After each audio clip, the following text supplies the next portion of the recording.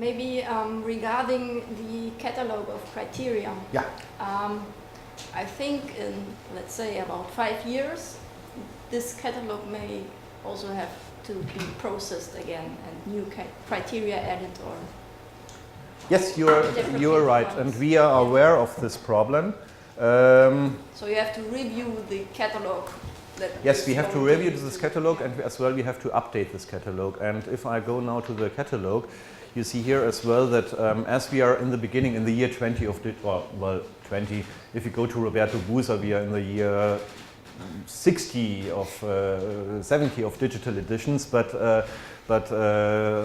regarding the year 94 as the year 0 for digital editions in the internet, we are in the early stage of digital editions. I was once comparing it, we are now in the year 1510, let's say it like this. So we are still experimenting a very lot with digital editions. We are as well inventing new services that are useful, and the community is so vital, as I see you here all that are interested, that we still have to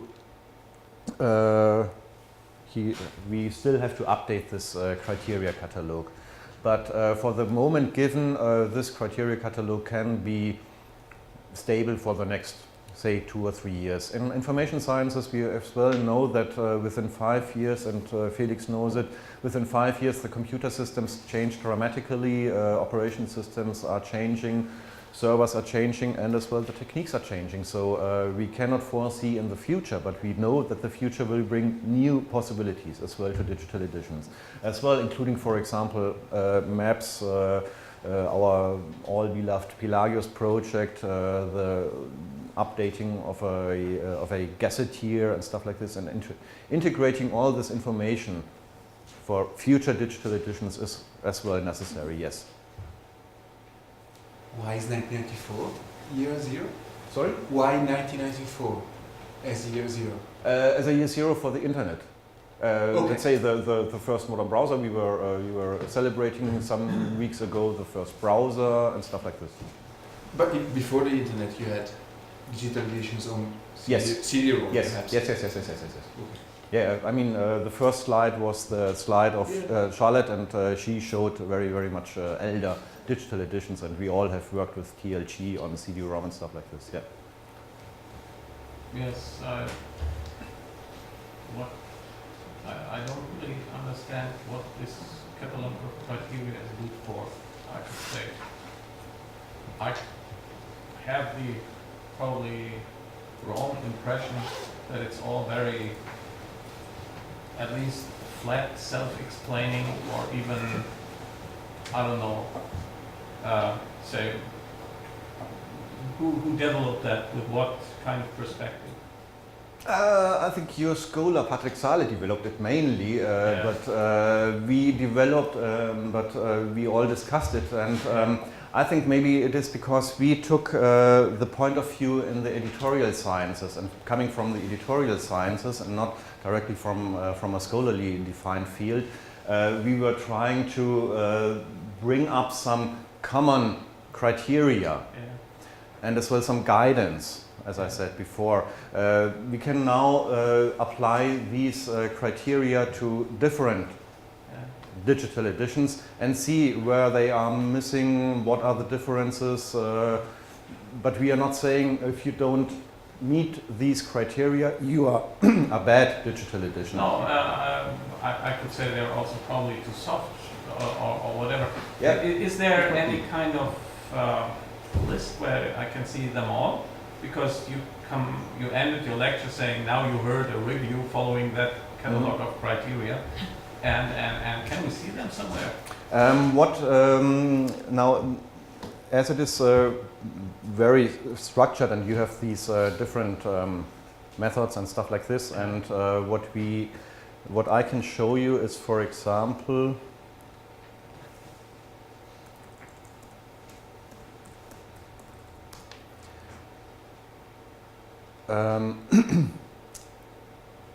we have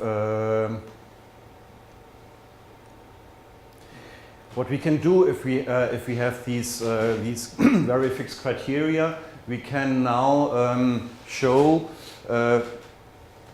via a questionnaire, for example, which licenses the different reviewed digital editions use, and so we can make some statistics as well. Yeah. As well, we want to do what was in the back mind is to give some guidance about best practices in digital editions. So is it better not to give any information about licenses or to give information about licenses? And I think only a write-up of the catalog and without statistics and anything, just a list of the criteria. Can I see them somewhere? a short list or long list? This is a long I list, don't care. maybe. Maybe it's too long, this list for you. Yeah, it's a lot of text. Yeah. Well, maybe you should. But it's the italics that count or what? Yeah, the italics count.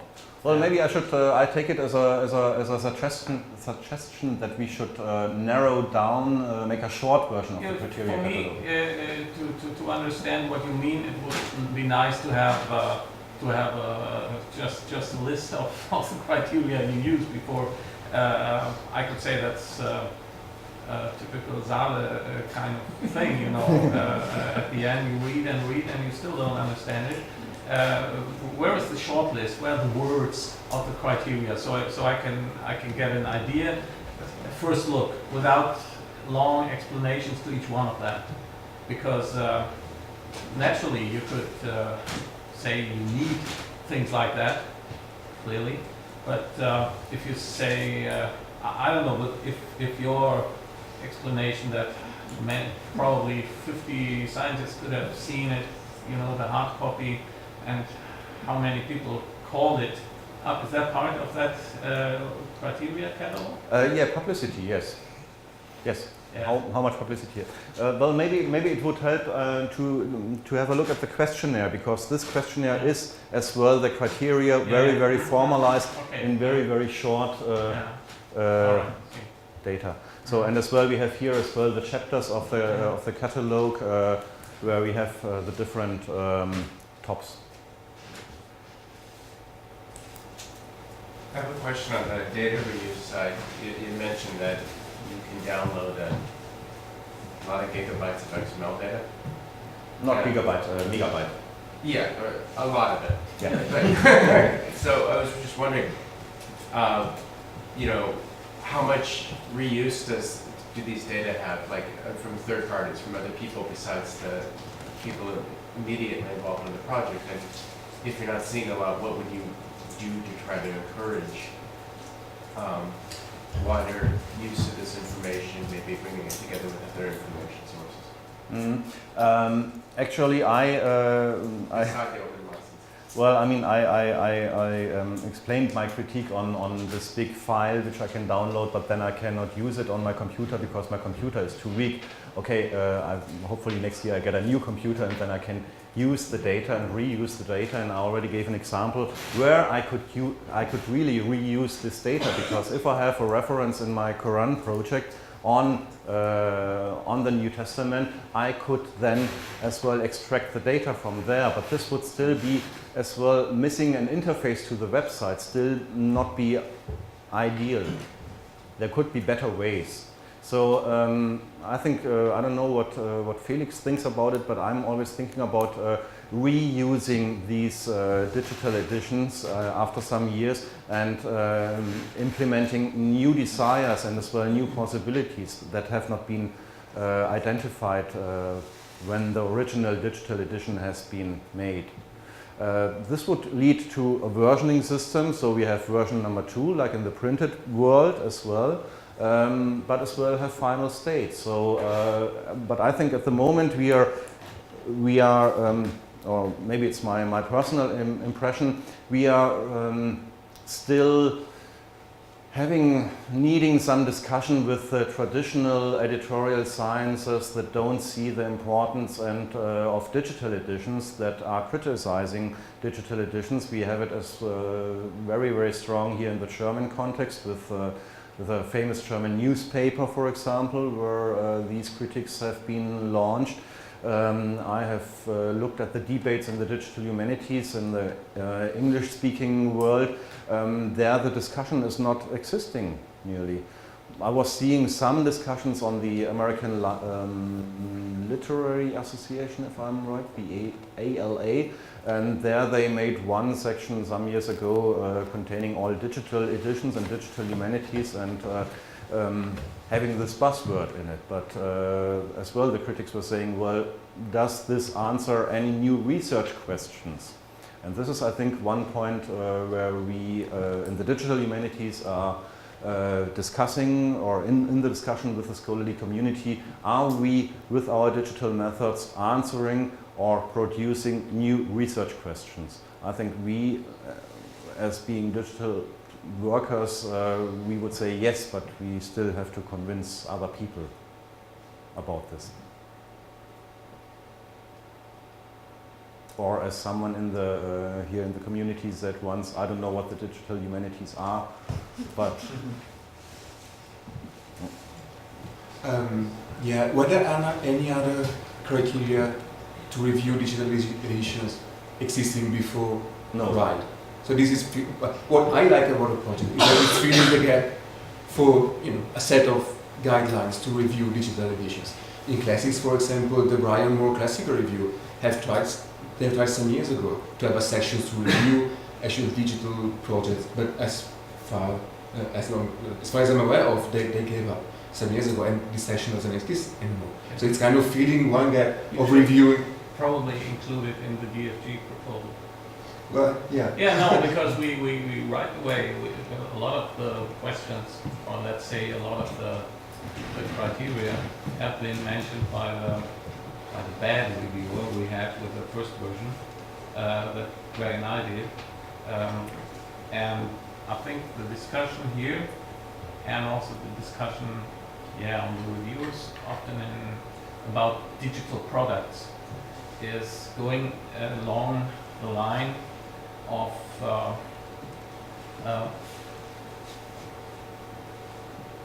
physical and also social and communicative definition of product, of what kind of product and what kind of properties the product has of the publication that you're about to put up, you know. And exactly some of the questions were what kind of, because for example the DFG is having a big call and a renewed call on open access publication, and everybody can throw out something and say this is my open access publication, and the question would be, you know, are we totally in the wild, or without rules? Are we looking at anything like a modern art product on the Documenta in Kassel? Say we are totally open to watch what people do, or are we trying to come from traditional book-based view that says a book is when, or a scientific publication is when it is transparent with for the scheme. Does it have a bibliographical scheme? Does it have documented contributors? Does it have contact persons and whatever goes on? You know, that is at least a sociological definition of printed publication, so to say, of hundreds or thousands of years of tradition, which are not bad, which shaped in a way of transparent communication between authors, readers, as part of one ongoing community. And it's right that books are not finalized. Also, don't think that, because naturally books are being read and rewritten by the readers or by the authors. They are part of an ongoing process, and nothing of them is static.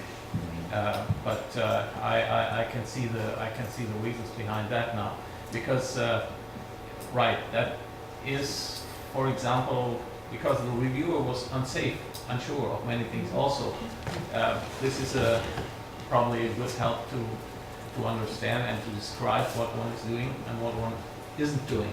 But say there are criteria out there as a first level of discussion. Now there are. Yeah. I think it's really feeling like if you publish a book and you haven't got any review, despite sending copies to journals, maybe there is a problem with it. And until now, there wasn't a way to have, well, there was a well-defined way of having a review of a digital edition. And I think this is setting clearly a standard. Well, this project seems also excellent on some respects. So it's setting kind of a really high standard, which is very good, I think. But if you include things like, using CTS identifiers in the criteria, I think it's just improving, hopefully will improve the quality of the digital editions we have, moving out of the incunabula state, period that we have. I mean, it fits into a tendency which we can see, because it's similar to the tendency to review data publications. So to have a validation of data which is out there, and it's a difference if you just put a spreadsheet out there, or if you have a review stating this spreadsheet is sensible or not. And this is a similar approach. And so my question would be, if you give that review as a sort of feedback to the institution doing that, so they can put that on their page as a sort of short summary introduction to people wanting to use that on the one hand, and on the other hand, if you see in your review process that some aspects are missing, licenses, editors, or what, they still have the chance to fill these gaps you might discover. So do you aim to give that feedback to the journals and or editions you're reviewing as well? Well, this depends on mainly, we are working here in the field of digital humanities, and the digital humanities are defined by working in projects. So what we are all doing is project work, and projects have the misfortune or the disadvantage of starting and ending. So if a project ends, the people who were working in the project, they leave the project. The digital edition is thus, no one is working on it anymore, and no one is updating the page. So this as well speaks for the openness of the license, so that others can work on with this data already collected.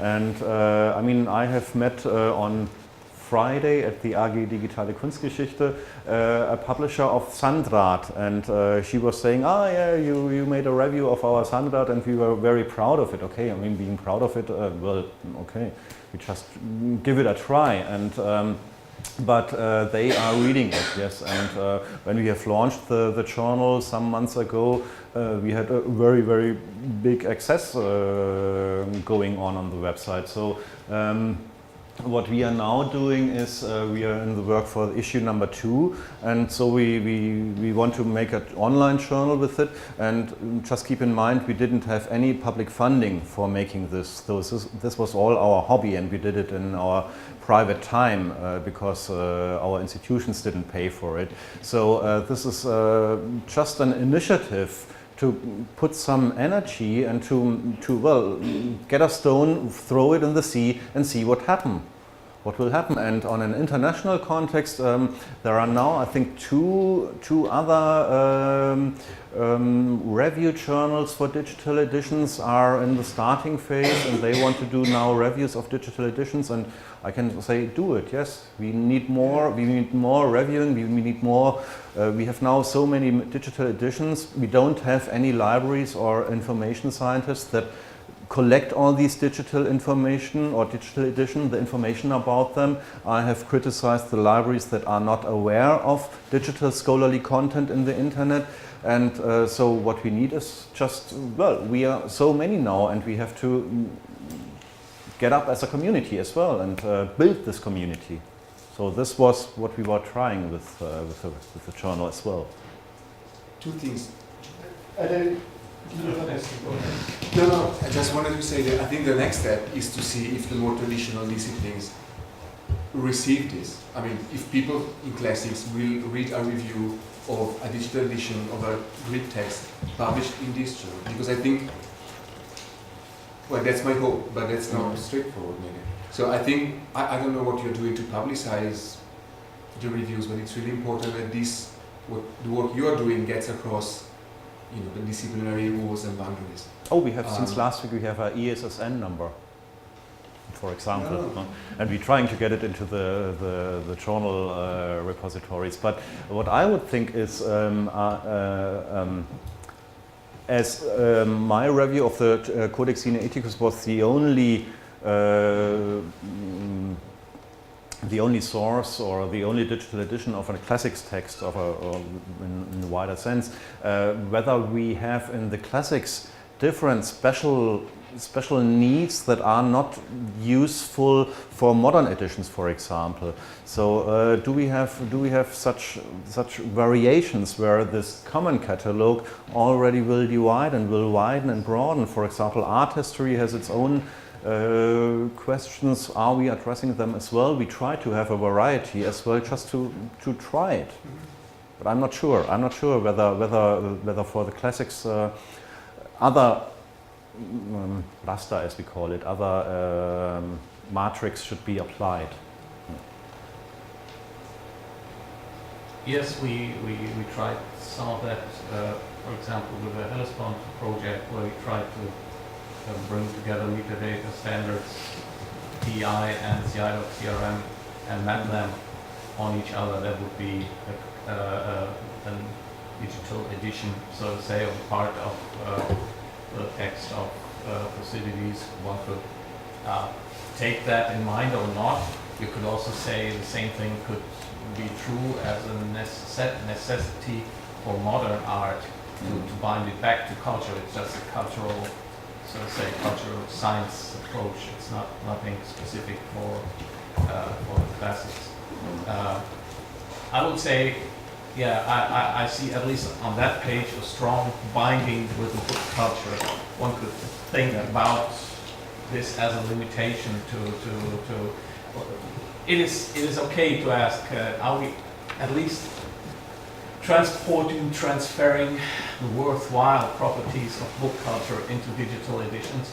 But there could be more, Yes. there could be discovery, the discovery side and more, genuine digital kind of stuff. While, to come back to the discussion of, I don't know what that is, that's no definition for digital humanities at all. Science today is working in projects. It's not a specific kind of property for digital humanities to say we are working in projects.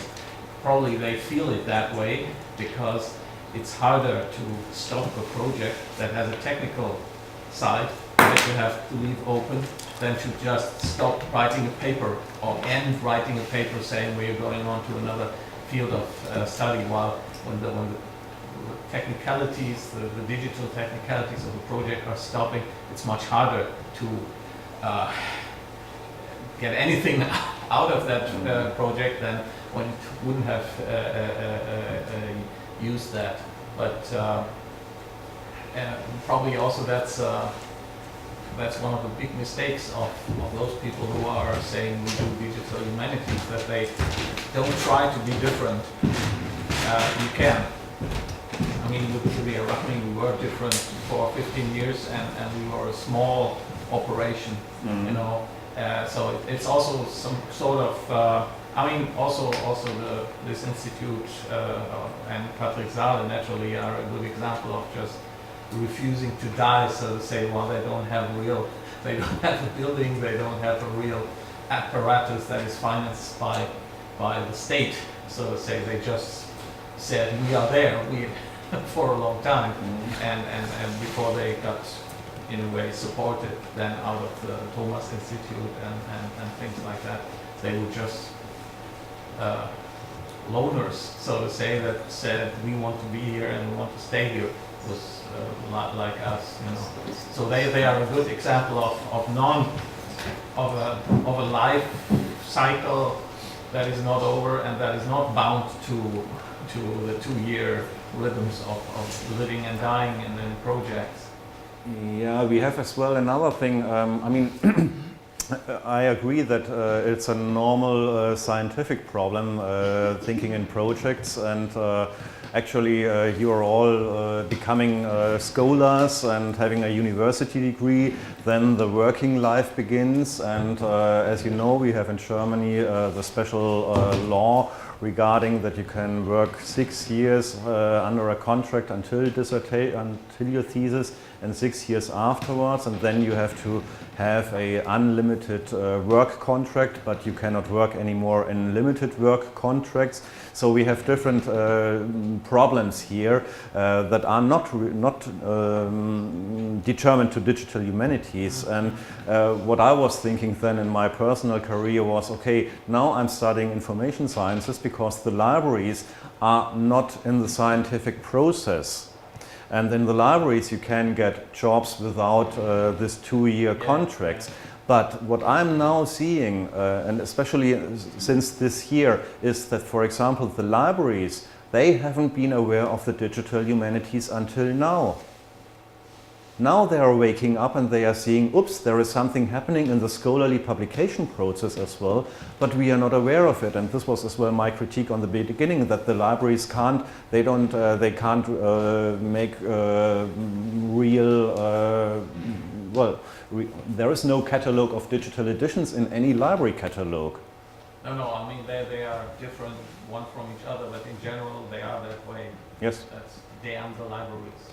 Damn the libraries, but as well they are now waking up as well as the museums are waking up, and I think, well, it's good that they are waking up. I don't mean it that way. Yeah, I'm a librarian as well, so.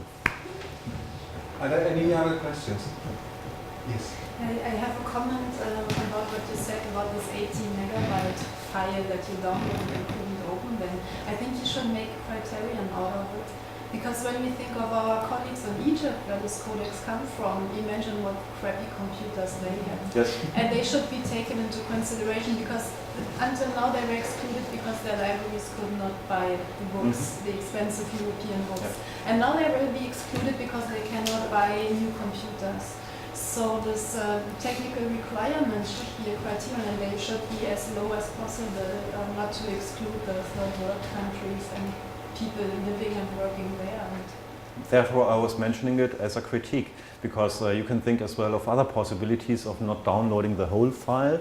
I mean, if you have every word surrounded by a W element, and this makes the data, the ASCII data, much bigger, or the Unicode data it is, in fact. But as well, it should be possible to have as well only parts of the, for example, the different books of the Bible, let's say, downloadable. But this was not foreseen, so.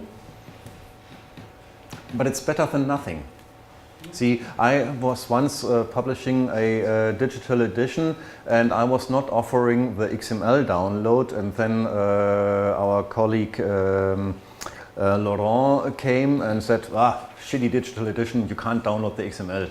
So. Yeah, that's why it's good to see the criteria when you think about making a digital edition, so that you know what people are requesting actually. Yeah, as well. I mean, because when we are now making our German Research Foundation Anträge about a digital edition, we write something in there, but and we have an imagination of what we are doing, but we are always isolated in some kind in our own institutions and in our own world. So there we can maybe we can produce some transparency and as well raising the quality of digital editions in the future. That's my hope. But can you just show what your review looks like? My review? Yeah.